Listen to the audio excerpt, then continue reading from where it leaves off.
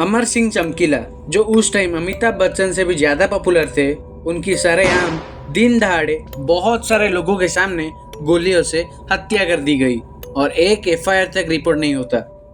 क्या हुआ, कैसे हुआ, किसने किया, किस लिए हुआ, सब जानेंगे इस एक वीडियो में।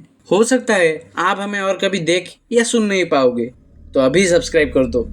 चमकीला जी जब अपने कैरियर के पीक में थे तब 365 डेज में उनके 366 शोज होते थे। इससे कुछ तो आइडिया आ रहा होगा। छोड़ो, चमकीला जी एक दलित सिख थे। उनका ये एम था कि वो एक इलेक्ट्रीशियन बने, बट वो कुछ कारणवश बन नहीं पाए। तो पैसे कमाने के लिए वो लुधियाना के एक क्लॉथ मिल में काम करने लगते हैं। बचपन से उनके पास एक नेचुरल एबिलिटी था कि वो अच्छा गाते थे।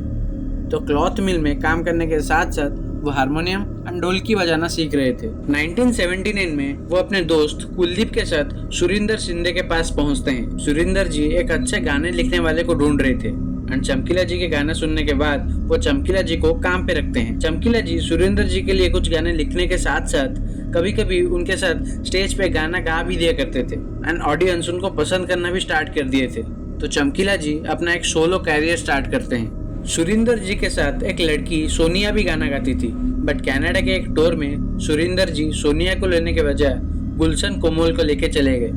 तो इससे हर्ट होने के बाद सोनिया सुरिंदर जी के साथ काम करना छोड़ देती है एंड चमकीला जी के साथ काम करना स्टार्ट करती है।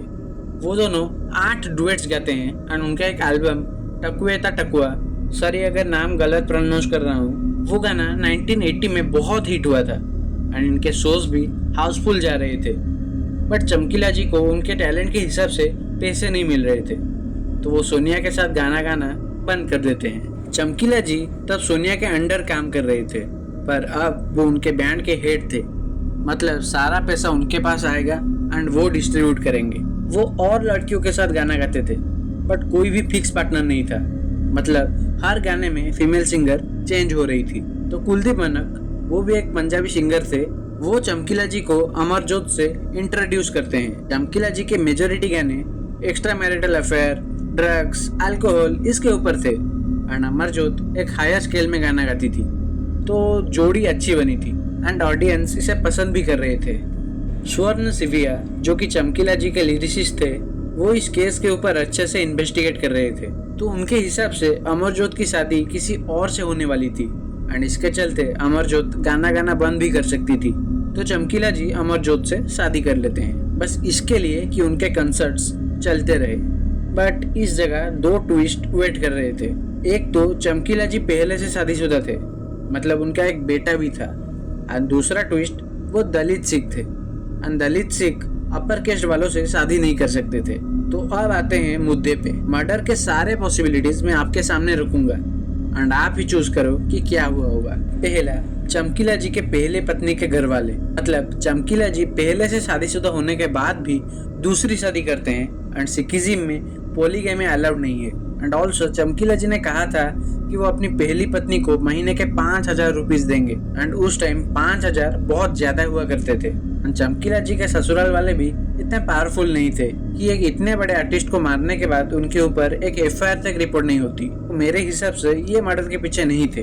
दूसरा कि वो दलित होने के बावजूद एक अपर कास्ट लड़की से शादी करते हैं। सॉरी, पंजाब में कास्ट सिस्टम को कितना सीरियसली लिया जाता है इसके ऊपर मेरा कुछ आइडिया नहीं है, तो आप अगर जानते हो कमेंट सेक्शन में बता सकते हो। तीसरा, उनके वल्गर गाने, मतलब रिकॉर्ड्स है कि जो वल्गर गाने गाते थे उनके ऊपर खतरा मंडराता रहता था एंड चमकीला जी इसके वजह से खतरे में रहे होंगे। मतलब हाल ही में जो मूवी आई थी चमकीला जी के ऊपर, उसमें इस टॉपिक को ज्यादा हाईलाइट करा गया था, तो ये भी हो सकता है। चौथा, एंड मेरे हिसाब से इसका प्रोबेबिलिटी सबसे ज्यादा है, जैसे कि मैंने पहले बताया, कैरियर के पीक में साल में 366 शोज करते थे एंड उनका पॉपुलैरिटी अमिताभ बच्चन जी से भी ज्यादा था। तो वो एक अलग लेवल पे चले गए होंगे एंड इनके वजह से कॉम्पिटिटर्स का मार्केट कम हो गया होगा एंड सारे कॉम्पिटिटर्स मिलके ये सब करे होंगे एंड करप्शन करके इस केस को बंद कर दिया होगा। एक और पॉसिबिलिटी है स्वर्ण सिविया जी का, जो कि प्राइवेट इन्वेस्टिगेटर थे इस केस में। उन्होंने बताया कि एक बार उन्होंने चमकीला जी एंड 5 खालिस्तानी लीडर्स के बीच मीटिंग बिठाई थी एंड खालिस्तानी लीडर्स ऐसे वल्गर गाने बंद करने के लिए चमकीला जी को बोले थे बट चमकीला जी उनको इग्नोर कर दिए थे। तो ये भी पॉसिबिलिटी हो सकता है। आपके हिसाब से कौन है इस मर्डर के पीछे?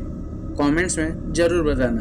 एंड जैसे मैंने पहले बोला था कि ये शायद आखिरी बार हो सकता है कि आप हमें देख या सुन रहे हो, तो चैनल को सब्सक्राइब कर दो। ऐसे कंटेंट आते रहेंगे। Crime reads signing of.